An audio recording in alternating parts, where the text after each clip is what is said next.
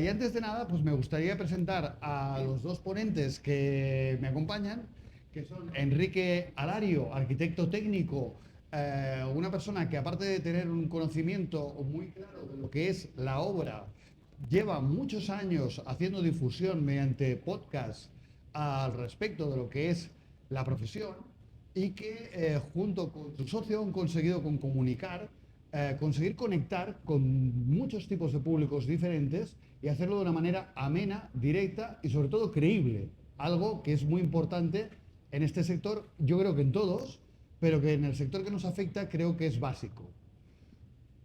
Por otro lado, tenemos aquí a Beatriz Arroyo, CEO de Ponle Alma a tu casa, que es una persona que también lleva muchos años en el sector, muchos años en el sector de la comunicación, que además es la directora, la CEO de el Organizadora del foro. organizadora del foro de Home Staging y como tal es una persona muy innovadora y que tiene una visión muy clara de la comunicación dentro del sector de la construcción. Pero desde hace unos años se ha fijado en el interiorismo y precisamente por eso es muy importante, porque son subsegmentos muy diferentes lo que realizan cada uno de los dos. Y yo por mi parte me voy a presentar muy brevemente. Soy Xavi Jiménez, soy el CEO de Construnews, un medio de comunicación que hace solo un año que existe, y a la vez CEO de Only Media, que es una agencia de comunicación especializada en construcción y arquitectura, que hace 17 años que funcionamos. Total, que para mí hoy esto es más bien una charla entre amigos, porque los conozco los dos hace muchos años y hemos hablado muchas veces de muchas cosas vinculadas con la comunicación. Así que yo creo que tendríamos que partir por plantearnos en qué momento comenzasteis a querer difundir en las redes. Y os echo el guante. Por favor.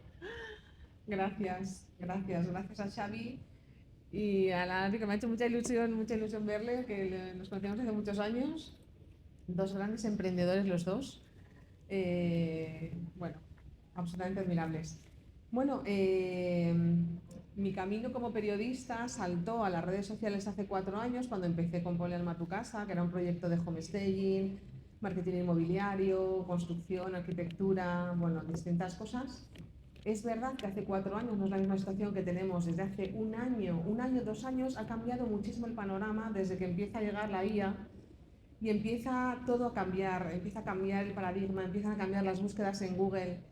Entonces, bueno, yo empecé a hacer mis pinitos enseguida en IA, en ChatGPT, te lo comenté hace ya como un par de años, y de repente, a base de empezar a salir en medios con el perfil, de tocar GPT y demás, me di cuenta de que empezaba a llegarme algún cliente que me había encontrado por GPT, y yo decía, ostras, ya no me encuentran por Google, estoy pagando posicionamiento en Google y no me encuentran por ahí. Pues bueno, empecé a posicionar aún más mi perfil en Instagram. Empecé hablando de mí, de mis proyectos y tal, pensaba que eso iba a tener cierto éxito, pero después, hace un año igualmente hice un cambio de estrategia, hay que cambiar, revisar estrategia cada 6 meses, ya no sirven ni los planes a un año. Y bueno, pues me di cuenta que efectivamente empezar a hablar de cómo se construye, de dar consejos, de llegar y trasladar los mensajes de una forma más bajada a terreno a los usuarios y a los potenciales clientes, cambiaba radicalmente. Me acuerdo que empecé con un vídeo sobre, pues bueno, era un proyecto que yo tenía en Reforma, no sabíamos qué tono de blanco roto poner y dije, jolín, ahora que ya he dado con el tono exacto, voy a hacer un vídeo chulo de los 3 tonos de blanco roto así que más me gustaban, y este vídeo se hizo viral, tuvo más de medio millón de visitas y empecé a cambiar la estrategia, o sea, y a partir de ahí pues he ido subiendo muchos seguidores y bueno, pues esa ha sido un poco mi evolución. Explícanos tú un poquito, Hilario. Bueno, pues mi evolución es... yo empecé por accidente prácticamente, porque yo salí al mundo profesional en el 2006, una época en la que los que vivimos por aquella época pues la recordamos con muchos altibajos, y los míos más bien eran bajos en aquel momento. Entonces, claro, no me conocía nadie, acababa de salir al mercado y tenía que aparecer en algún sitio, tenían que encontrarme los clientes. Y en aquella época no se sabía ni lo que eran los blogs, lo que eran ni YouTube, no se sabía absolutamente nada. Empezaba a aparecer Twitter y buscando información, pues vi que tenía que ponerme delante de los clientes, de los posibles clientes, porque otra cosa que no tenía era dinero para poder pagar a alguien que me lo hiciera. Entonces tuve que aprenderlo yo, hacerlo todo. y escuchando podcasts que en aquella época no se sabía que eran podcasts, no se sabía, y decía, no, pues hay que estar en Twitter y comunicar en Twitter y decir lo que haces. Venga, pues yo a Twitter a decir lo que hago. Y ahora te tienes que crear un blog, porque en el blog tienes que posicionar de tal. Bueno, pues yo a crear un blog. Y a base de mucho error, pues aprendí a comunicar lo que, más que lo que hacía, lo que quería hacer. Y en esa época, como no tenía todavía clientes, lo que hacía era comunicar cómo se hacían las cosas desde el punto de vista técnico, preparándome mucho esa parte técnica, estudiando mucho, poniéndome, me acuerdo cuando me ponía a escribir en los blogs que mi mesa de trabajo eran 4 o 5 libros, los apuntes de la carrera, todo eso para poder explicar correctamente cómo se hacía una solera, cómo se hacía un bonitado, cómo se hacía no sé cuánto. Entonces, como no había otra cosa, pues tuve la suerte que ese contenido llegó a muchísima gente, incluso pues han habido profesores que me han dicho, mira, es que utilizo tus vídeos, utilizo tu blog, porque me has curado el contenido que yo necesitaba curar y lo has explicado de una manera muy clara. Y ese fue mi inicio. Y a partir de ahí, pues empecé a tener un posicionamiento y una, y una autoridad, que es lo que creo que, en lo que creo que deriva cuando tú trabajas bien una materia técnica. Esa autoridad me llevó a tener trabajo, que es realmente lo que yo estaba buscando. Empezaron a contactarme y me explotó la cabeza cuando en lugar de yo ir a buscar a los clientes, resultó que acabaron clientes, acabaron técnicos, acabaron arquitectos, acabaron usuarios contactándome a mí porque me habían encontrado a través de las redes y a través de internet y decían, no, es que quiero que tú seas el que me hagas esto porque he visto tu contenido y creo que lo haces bien. Entonces creo que ese es el gran potencial, más que la influencia y nada, sino el gran potencial es el transmitir lo bien que haces las cosas para que la gente quiera venir aquí. Y ahora mismo, pues, con Antonio, que es mi compañero, tenemos un podcast de construcción después de haber hecho un podcast por mi parte, después de haber tenido canales de YouTube, después de haber tenido un montón de cosas, y seguimos haciendo básicamente lo mismo, intentar transmitir lo que nos gusta, transmitir lo que hacemos, y además también tengo la tremenda suerte que todo este proceso me ha llevado a ser capaz de participar en proyectos singulares, muy especiales, y eso me ayuda a generar un contenido que muestra procesos constructivos que de otra manera la gente no podría llegar a verlos, porque yo los veo en la obra y son muy especiales, entonces los puedo contar de primera mano, y eso creo que aporta bastante valor a la parte que comunico. En la foto que podéis ver, bueno, de hecho más que una foto, es la imagen... Es un robo. Es un robo. ¿Por qué es un robo? Hombre, porque me hiciste una captura hablando contigo. Bueno, pero sé que no me lo tienes en cuenta. No, no, para nada. Yo soy así de natural, o sea que... Eso sí. Es así. Vale, dicho esto, lo cierto es que esta imagen pertenece a una noticia que publicamos en Costunews hace unos meses, en lo que intentamos hacer el perfil de cuáles serán los influencers más interesantes o más importantes en España, subsegmentándolo por las diferentes opciones que existen. Y yo hablando sobre todo con vosotros dos previamente al día de hoy, hablamos del rigor, porque a mí me consta que aunque yo no he sido riguroso y te he robado una foto, pero lo cierto es que tú sí que eres muy riguroso en la información que tú das a nivel técnico, y me consta que Beatriz también es muy rigurosa en la información que da. Pero creo que no podemos decir lo mismo de todos los influencers, ¿no? Pues la verdad es que, desgraciadamente, no. Hay muchos... A ver, yo es que la palabra influencers tampoco sé si hablarla, pero gente que tiene cierta visibilidad y que yo he visto pues, vídeos, he escuchado, he leído cosas y dices, ostras, es que como a la gente se le ocurre hacerle caso a esto que está contando esta persona, estamos acabados. Yo he llegado a ver cómo describían hacer un suelo radiante metiéndole 30 centímetros de mortero o haciendo cosas que dices, no, por favor, no, esto no. Lo malo es que tienen una visibilidad y se da esa autoridad que yo creo que he conseguido porque he sido riguroso, pero esa autoridad, gente que no es del sector y gente que se guía por la visualización o por lo creíble que parece lo que se dice, muchas veces, aunque sea muy creíble, pero no es verdad lo que se dice. Y ese es un peligro que tienen los influencers, que la gente hace caso porque al estar ahí ya creen que es correcto. Y eso es muy peligroso, porque no siempre es correcto y hay muchas barbaridades en las obras, en el contenido de construcción. Sí, la verdad es que yo a medida que he ido creciendo, sobre todo en el último año, en seguidores, por ejemplo, en Instagram, yo más o menos casi todos los días hay 2 o 3 personas que entran a mi perfil y me hacen alguna pregunta de algo, ¿no? Si yo no fuera honesta y quisiera ir incluso a ganar dinero, a tal, yo tengo algunos clientes que me han surgido de Instagram. Después de pasar un proceso de filtro de muchas cosas, te entra gente también muy variopinta, es decir, mucha gente que hace consultas pensando que está consultando de manera gratuita, Y como os digo, o sea, podría contestar a todo el mundo con poca honestidad, muchas cosas, pero siempre digo, mira, para darte una respuesta profesional no puedo decirte aquí algo así superficial a la primera de cambio.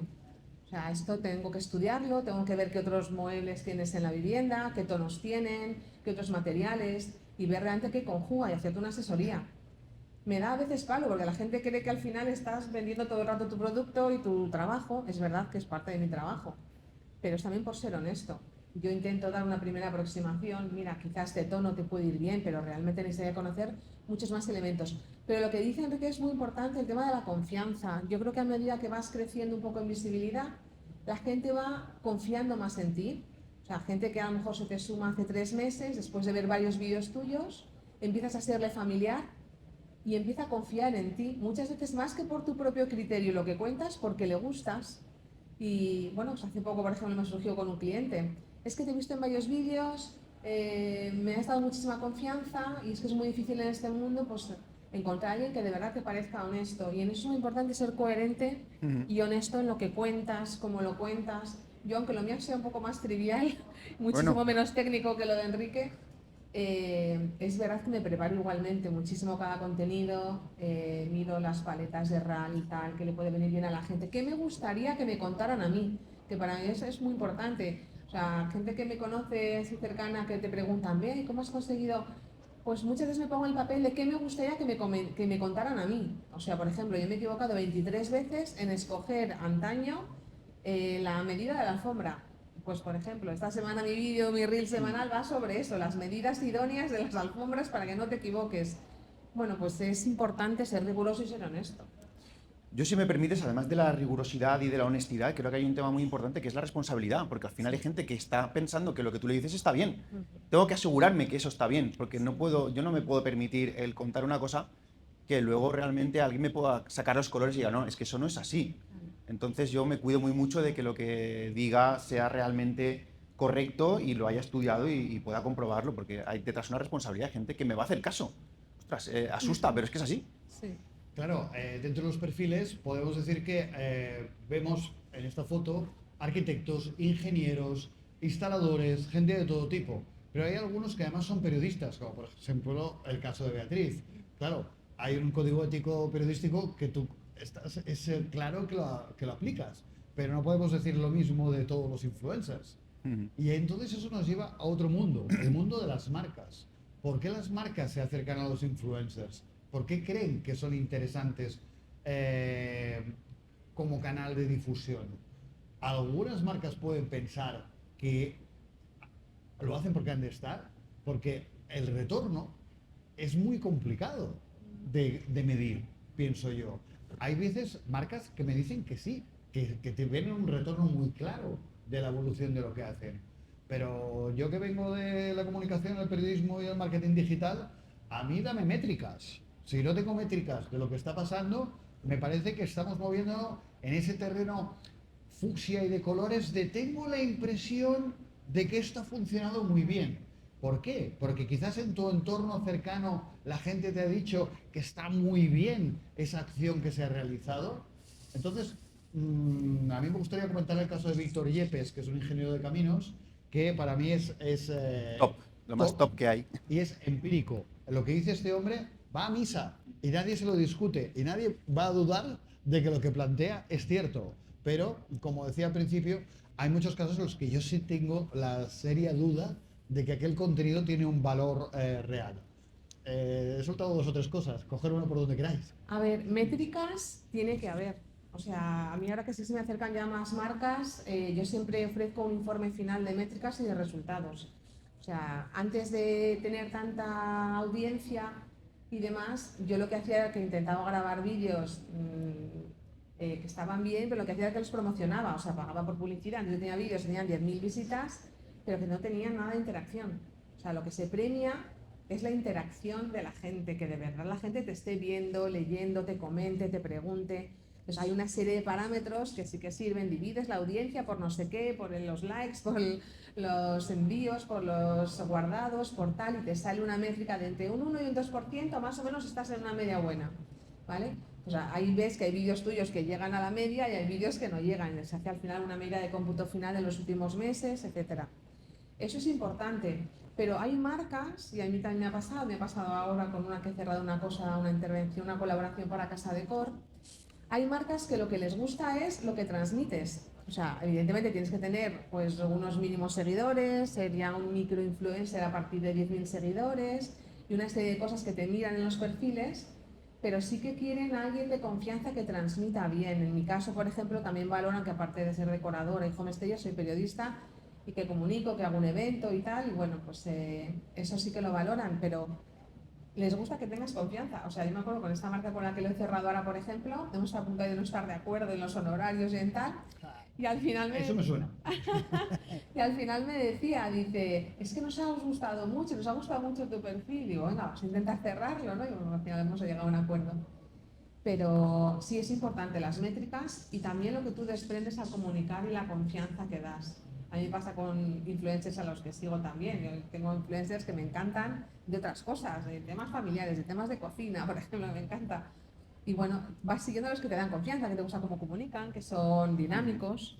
Y bueno, hay un tema técnico que te toca más a ti, que también es muy importante, es decir, entrar a ver vídeos que son más formativos. O sea, los míos yo creo que son más divulgativos de entretenimiento y de gente que le gusta la decoración, el interiorismo, las obras, las reformas. Es quizá más entretenimiento para gente ajena, ¿no?, al sector, para lo mío va más técnico, más pensado para el público del sector. Yo creo que lo que estás comentando de las métricas y todo eso y el valor que pueden aportar, el valor que pueden aportar los influencers va a depender un poquito también de las marcas, del tamaño de las marcas, porque hay marcas que a lo mejor solo están buscando branding. En la televisión era mucho más difícil antes hacer esas métricas, sin embargo ahora puedes saber el número de visualizaciones, puedes saber tiempos de visualización, puedes saber millones de cosas, todas esas métricas están todas tabuladas. Entonces quizá ahora mismo es mucho más sencillo el poder darle un valor o de poder darle un número a esa inversión que has hecho y puedes haber dicho, he invertido 1.000, he tenido 2.000 seguidores, pues me ha costado 50 céntimos cada visualización. Es matemático, es muy claro.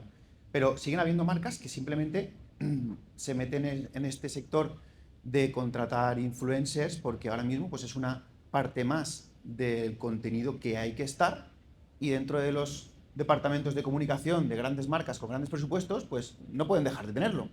Y el número, pues bueno, pues sí, el número es importante, pero el branding a veces, simplemente por estar en muchos sitios, también tiene su Sí. importancia. Otras marcas más pequeñas, pues sí que buscan esa interactuación directa, ese contenido que luego les pueda llevar una venta y esa venta también se puede perseguir, también se puede medir, también se puede perseguir de dónde ha llegado esa venta, si ha sido de este influencer o ha sido de este otro.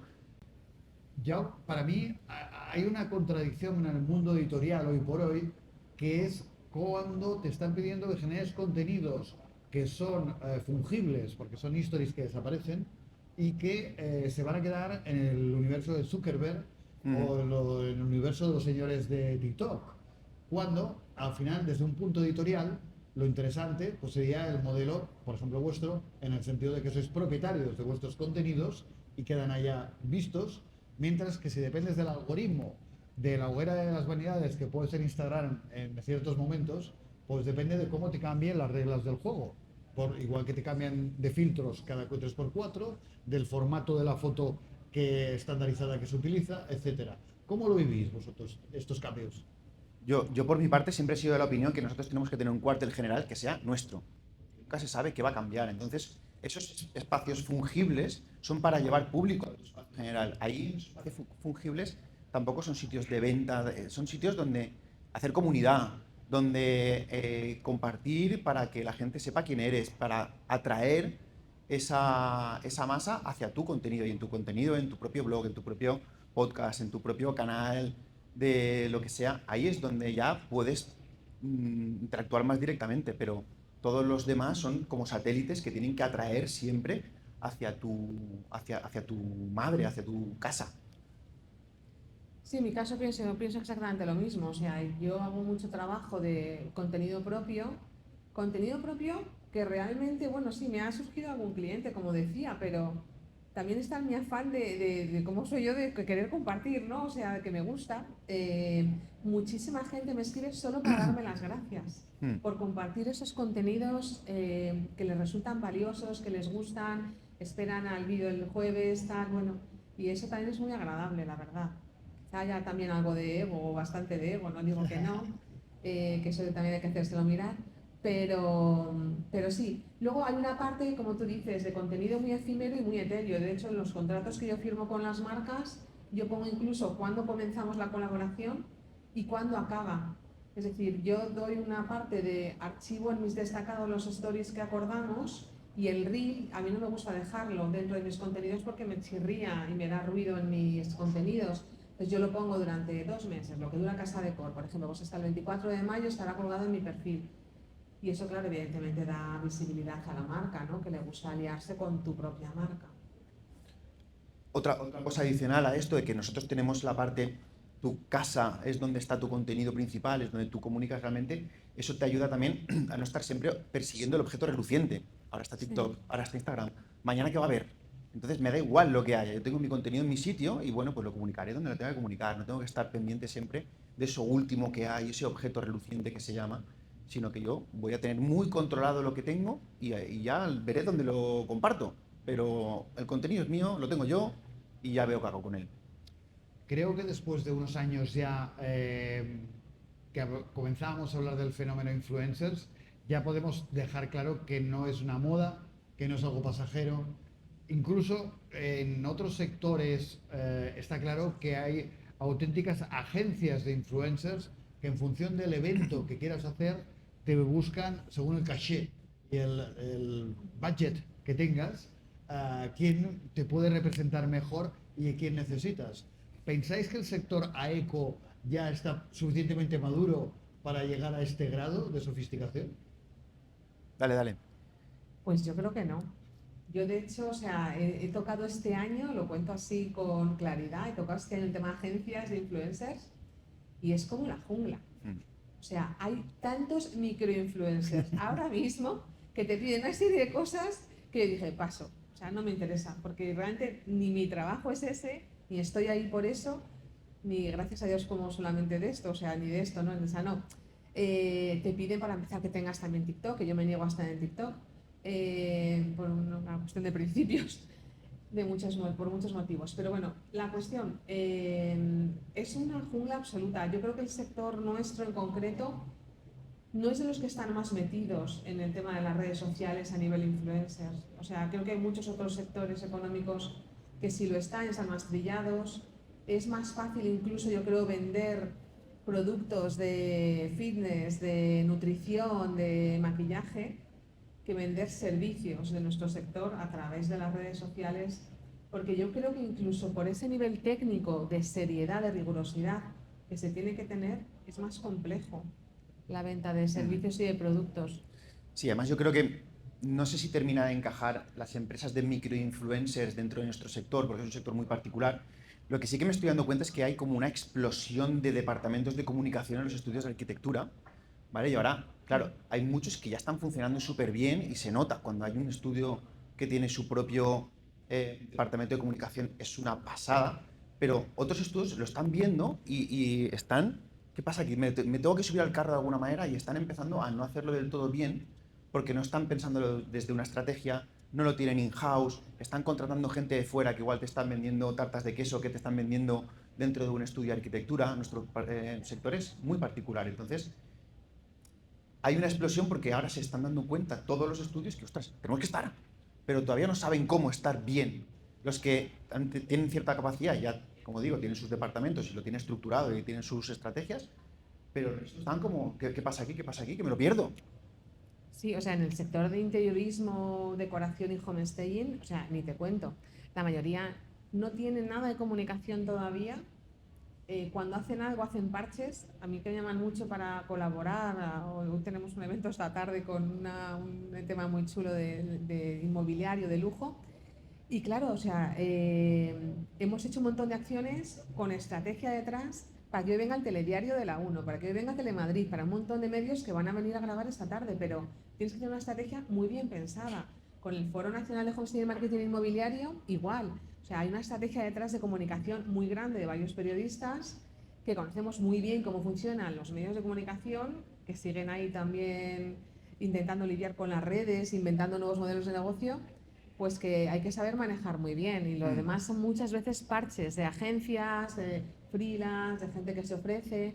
Y hay que establecer muy bien una estrategia para de verdad hacer cosas serias también en nuestro sector, claro. Sí, porque si no luego no les funciona y dice, va, esto no, a mí no me va, esto no es lo mío, pero no es eso, es que no han dado con la tecla, no han tenido esa estrategia, no han pensado desde la arquitectura, han pensado desde la comunicación de un tercero que sabe algo generalista, pero no es lo mismo. Y oyéndoos hablar, estoy pensando precisamente en las marcas.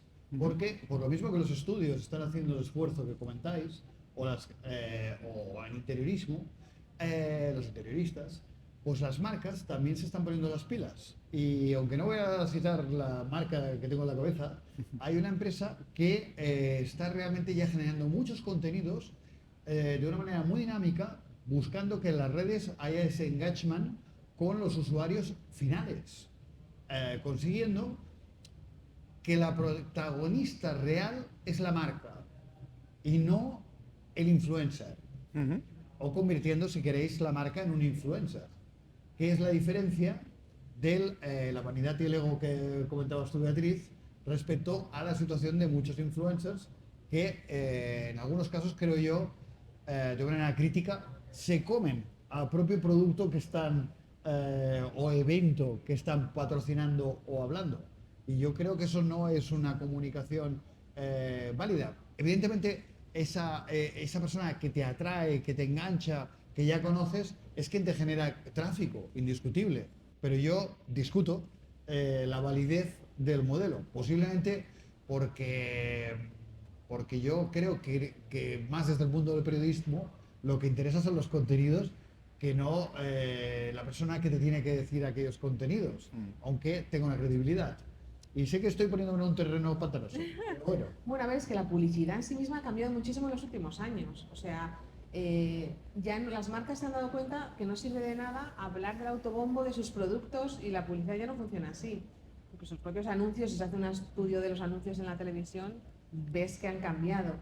En esto es igual, o sea, muchas marcas te ven como prescriptor y lo que quieren es que hables de las bondades. Me acuerdo de una conocida marca de tema de humedades que me contactó hace unos meses. Me decía, no, es que queremos vídeos de gente que realmente se la vea sincera y honesta. Y yo, pues bien, encajo. Vale, pero entonces queremos que hables de las bondades del producto, pero como desde tu experiencia. Y yo, bueno, pues tengo ahora una reforma que estoy empezando, podemos hacer una muestra un día, hablar del producto más cercano. O sea, la publicidad, igual que todo lo demás, yo creo también, o sea, la cercanía, la confianza, para mí es la base de lo que hay hoy en día para... Y es verdad que las marcas cada vez más están enfocadas a eso, a nivel comunicación, marketing. A mí me parece muy bien tirado porque al final la marca está controlando su contenido, entonces no tiene tanta dependencia de quién lo vaya a comunicar, sino que el control del contenido es suyo, por lo tanto, a mí me parece muy bien tirado, es como lo que estamos hablando antes, mi casa madre y luego donde lo publique pues ya veremos, pero esa marca, que no caigo, luego me dirás cuál es, está generando, está trabajándose ese contenido para comunicarlo de la manera que quiere y bueno, pues si no es con un influencer, o sea, una vez creado ya puede usar, o un influencer o puede usar cualquier otra cosa que se le ponga a mano. Pero me parece aceptado. Y aquí llegaremos a una barrera que es entretenimiento o contenido técnico. Y ahí hay otro hilo a estirar, ¿no? Y si entretenemos a los técnicos, estamos uniendo las dos cosas también. Yo, por ejemplo, creo que entretengo a los técnicos con contenido técnico y divulgativo. Entonces, no creo que un ama de casa se entretenga con mi contenido. Entonces, yo creo que tenemos que ser muy segmentados. A ver, claro, cuanto más nicho, menos público tienes y al final el ego ese que estaba comentando antes Beatriz, claro, yo, el público al que llego, si solo hago contenido técnico, pues es al que estoy llegando, que no es mucho, pero es de mucha calidad, es muy anichado y eso es lo que realmente quizá pueda aportar valor, porque aunque sea poco, pero es muy recurrente, es muy del sector, muy de lo que estoy hablando. Yo creo que hemos apuntado bastantes cosas, pero la cuestión es esa visión de futuro. ¿Veis, con todo lo que hemos apuntado, que ya habéis dicho algunas cosas muy interesantes, ¿veis alguna tendencia, algo Preguntarle tendencias a los influencers ya tiene delito, ¿no? Pero, ¿veis alguna cuestión que destaque en un universo próximo o cercano? A ver, últimamente, justo en las últimas semanas, ha habido mucho debate con el tema de la IA, los vídeos de la IA, que Instagram está empezando a penalizar contenidos que detecta que no son de personas reales. Yo más que tendencia me da como miedito, es decir, el empezar a ver vídeos que no sabes de quién son, si son de personas reales o no. Y voy a contar una anécdota de algo muy personal que no tiene nada que ver realmente con tema técnico ni con este congreso, pero mi madre me mandó un mensaje hace varias semanas, está separada, vive sola. Bea, por favor, mira, el hombre más guapo que he visto en mi vida. He empezado a seguirle y me tiene loca, ¿vale? Y me manda un vídeo de un señor guapísimo de Instagram, un super influencer de Instagram, tiene cientos de miles de seguidores. Seguidoras, bueno, y seguidores. Y pone en un trocito abajo de su perfil, pone algo así como que es un personaje virtual. Dije, mamá, esto es un personaje de IA. ¿En serio? ¡Qué decepción! Y yo, pues hija, sí. Entonces, bueno, pues sí que te da miedo, pero a la vez dices, bueno, pues a lo mejor estamos abocados a ello. A de repente, en vez de estar invirtiendo 800.000 horas los que lo hacemos en crear contenido de calidad y en cosas chulas y tal, a lo mejor empezamos a tener unos sistemas, porque esto empieza a ir muy rápido además, muy rápido. Empezamos en unos sistemas que das a un botón, lo dictas o lo que quieres que te hagan y te lo hacen fenomenal con una imagen de ti y muchas cosas, no sé. Sí, a ver, el tema de la IA evidentemente está entrando y es otra vez más esto de que me lo pierdo, entonces la gente está utilizando la IA sin esa estrategia de por qué la voy a utilizar, en qué lo voy a utilizar, en qué medida la voy a utilizar.